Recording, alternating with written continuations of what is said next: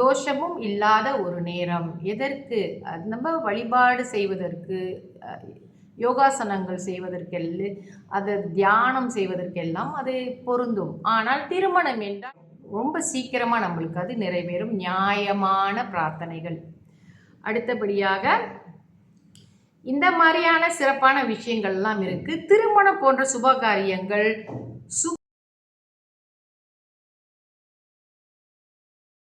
என் இனிய காலை வணக்கங்கள். என்னுடைய பதிவுகளை தொடர்ந்து கேட்டு வரும் அனைவருக்கும் என்னுடைய மனமார்ந்த நன்றிகளை தெரிவித்துக் கொள்கிறேன். இன்றைய பஞ்சாங்கம் பார்ப்போம். இன்றைய தேதி 12ஆம் தேதி 12ஆம் மாதம் 2025 வெள்ளிக்கிழமை, தமிழ் மாதம் கார்த்திகை. இன்றைய சூரிய உதயம் 7:12க்கு, சூரியாஸ்தமனம் 7:01க்கு. இன்றைய திதி தேய்பிரை அஷ்டமி. தேய்பிரை அஷ்டமி திதி இன்று மாலை 5:27க்கு முடிவடைந்து நவமி ஆரம்பமாகும். இன்றைய நட்சத்திரம் உத்திரம். உத்திர நட்சத்திரத்திற்கு 60 நாளிகை நமக்கு இருக்கு. அதாவது நாளை காலை 8:20க்கு தான் உத்திர நட்சத்திரம் முடிவடையும். சரிங்களா? அதன் பிறகு இன்றைய யோகம் சித்த யோகம். நல்ல நேரம் காலை 7:11 8:40 வரை. அதன் பிறகு மாலை வேளையில் 6:02 7:01 வரை. இரவு வேளையில் 8:59 9:59 வரை.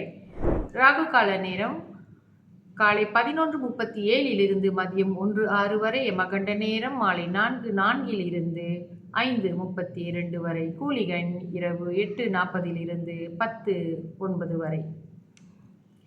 சந்திராஸ்தம ராசி இன்று மகர ராசி அன்பர்களுக்கு சந்திராஸ்தமம் இன்று மதியம் 12:50க்கு முடிவடைந்து அதே வேளையில் கும்பராசி அன்பர்களுக்கு சந்திராஸ்தமம் ஆரம்பமாகும்.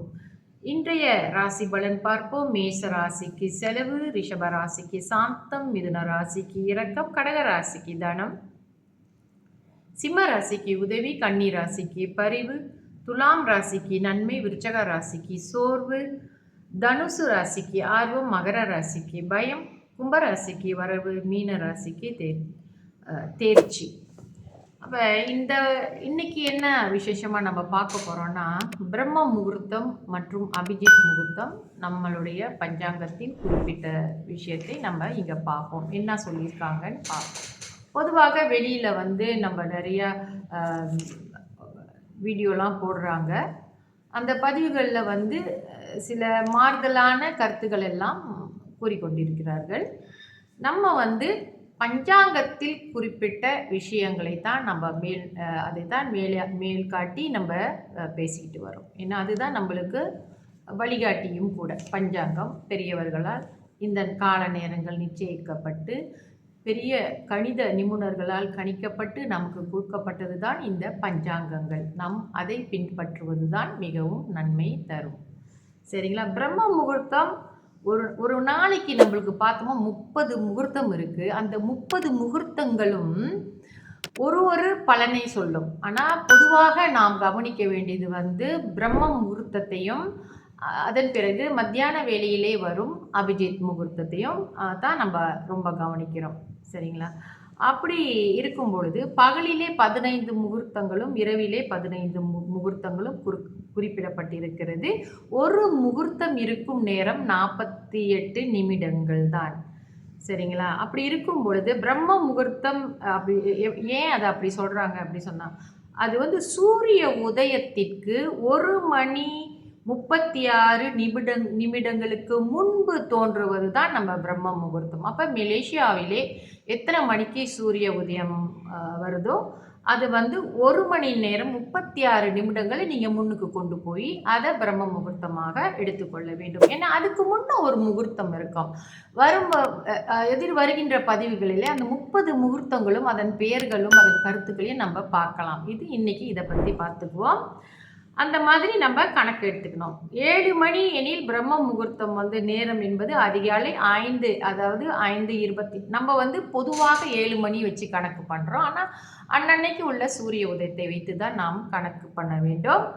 அதிகாலை அதாவது 7 மணி என்று வைத்து கொண்டால் பிரம்ம முகூர்த்தம் என்பது அதிகாலை 5:24 முதல் 6:12 வரை அந்த பிரம்ம முகூர்த்த காலம் என்று சொல்லலாம். அந்த நேரத்திலே நம்ம என்ன செய்யலாம் என்று பார்ப்போமே. அது யோகாசனம் பயில்வது, மாணவர்கள் படிப்பதற்கு அது ரொம்ப உகந்த நேரமாக சொல்லப்படுகிறது. மற்றும் ஆண்டவனை வழிபடுவது, தியானம், இந்த மாதிரியான விஷயங்கள் செய்வதற்கு மிக அருமையான ஒரு நேரம். நம்ம மைண்டும் ரொம்ப ஃப்ரெஷ்ஷாக இருப்போம் நம்ம. இன்னொரு விஷயம் என்னவென்றால், சில பேர் இன்னமும் அந்த பிரம்ம முகூர்த்த நேரங்களிலே திருமணம் செய்கிறார்கள். அதாவது பிரம்ம முகூர்த்தம் என்றால் ஆமாம், அது மிகவும் அருமையான ஒரு நேரம்தான். எந்த ஒரு தோஷமும் இல்லாத ஒரு நேரம். எதற்கு? நம்ம வழிபாடு செய்வதற்கு, யோகாசனங்கள் செய்வதற்கெல்லாம், அது தியானம் செய்வதற்கெல்லாம் அது பொருந்தும். ஆனால் திருமணம் என்றால் நாம் நிறைய விஷயங்களை கவனிக்க வேண்டி இருக்கிறது அல்லவா? அந்த மணமகனினோட சந்திராசமம் பார்க்கணும், அந்த அபாய நட்சத்திரங்கள் என்னன்னு பார்த்துக்கணும், அந்த அவங்களுக்கு உரிய கால நேரம் பார்க்கணும். இது எவ்வளோ விஷயங்கள் இருக்குது. அதை திருமணத்தை அதை ரொம்ப இப்போ கூட செய்கிறத கவனிக்கிறேன். சிலர் சொல்லி கொடுக்குறாங்க அந்த மாதிரி. ஆனால் அது சரியில்லைன்னு தான் பஞ்சாங்கத்தில் போடப்பட்டிருக்கிறது. சரிங்களா? ஸோ இந்த நேரங்கள், அதாவது மத்தியான நேரத்தில் அபிஜித் முகூர்த்தம் அதில் நம்ம செய்கிற பிரார்த்தனைகள் 1000 குற்றங்களை நீக்கக்கூடிய சக்தி உள்ளது அப்படின்னு சொல்கிறாங்க. அது அன்றைய சூரிய உதயத்தை வைத்து தான் நீங்கள் கணக்கு செய்ய வேண்டும். பொதுவாக எப்பொழுதும் 12:36, 12:35 இந்த மாதிரி மத்தியான நேரத்தில் அபிஜித் முகூர்த்தம் வரும். அது அருமையான ஒரு நேரம், பிரார்த்தனைக்கு மிகவும் அருமையான நேரம். அது 12:36 1:24 வரை இருக்கும், 48 நிமிடங்கள். அதில் பிரார்த்தனை செய்வது மிகவும் உத்தமமான ஒரு விஷயம். ரொம்ப சீக்கிரமாக நம்மளுக்கு அது நிறைவேறும், நியாயமான பிரார்த்தனைகள். அடுத்தபடியாக இந்த மாதிரியான சிறப்பான விஷயங்கள்லாம் இருக்குது. திருமணம் போன்ற சுபகாரியங்கள் முகூர்த்த நாட்களில் சூரிய உதயத்துக்கு பிறகு பகலில் அதற்கான லக்கண நேரம் இருக்கிறது, அதிலே தான் செய்ய வேண்டும். அபிஜித் முகூர்த்தங்களில் திருமணம் செய்வது கூட சரியில்லை. அது திருமணத்திற்கு உகந்ததா என்பது கவனிக்க வேண்டிய விஷயம். அடுத்தபடியாக முகூர்த்த நாளாக இல்லாவிட்டாலும் பரவாயில்லை, நம்ம அதிகாலையில் இந்த பிரம்ம முகூர்த்தத்தில் செஞ்சால் எந்த தோஷமும் இல்லை என்று நினைத்துக் கொள்வதெல்லாம் மிகவும் தவறான கருத்து. மற்றொரு விஷயம், குழந்தைகள் அந்த பிரம்ம முகூர்த்தத்திலேயோ அல்லது அபிஜித் முகூர்த்த நேரங்களிலே குழந்தைகள் பிறந்தார்கள் என்றால் அவர்களுக்கும் எந்த தோஷமும் இல்லை என்று கருதுவது தப்பான விஷயம். சரிங்களா? இதெல்லாம் அவரவர் ஜாதகத்தை கணித்து சொல்ல வேண்டியது. இந்த முகூர்த்தங்களை பற்றி தெரிந்து கொண்டீர்கள். தொடர்ந்து வரும் பதிவில் இந்த 30 முகூர்த்தங்கள் என்ன என்று நம்ம பார்ப்போம். நன்றி, வணக்கம்.